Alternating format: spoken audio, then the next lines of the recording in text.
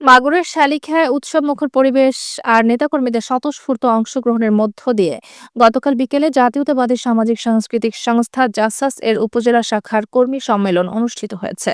উপজেলা সদর আটপাড়া কানুদার খালপাড় এলাকায় অনুষ্ঠিত এই সম্মেলনে সভাপতিত্ব করেন জেলা জাসাসের যুগ্ম আহ্বায়ক মোহাম্মদ খায়রুজ্জামান সবুজ। এতে প্রধান অতিথি হিসেবে বক্তব্য রাখেন জেলা জাসাস এর আহ্বায়ক অ্যাডভোকেট আনম কাজী সিরাজ উদ্দিন মেহির। অনুষ্ঠানে উদ্বোধক ছিলেন জেলা জাসাসের সদস্য সচিব এম ফেরদৌস রেজা। প্রধান বক্তা ছিলেন জেলা জাসাসের যুগ্ম সাধারণ সম্পাদক মোহাম্মদ মাসুদ সিদ্দিকী।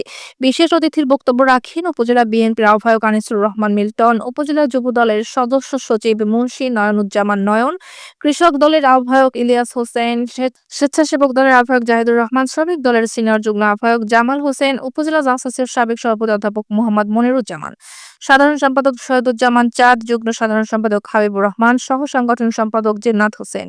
এছাড়াও সম্মেলনে উপজেলার ৭টি ইউনিয়নের জাসাসের নেতাকর্মী উপস্থিত ছিলেন। কর্মী সম্মেলন শেষে এক মনোজ্ঞ সাংস্কৃতিক অনুষ্ঠানের আয়োজন করা হয়। এতে সঙ্গীত পরিবেশন করেন জেলা উপজেলা জাসাসের নেতাকর্মীরা। অনুষ্ঠানটি সঞ্চালনা করেন প্রভাষক আসাদুজ্জামান আসাদ ও পলাশ শিকদার।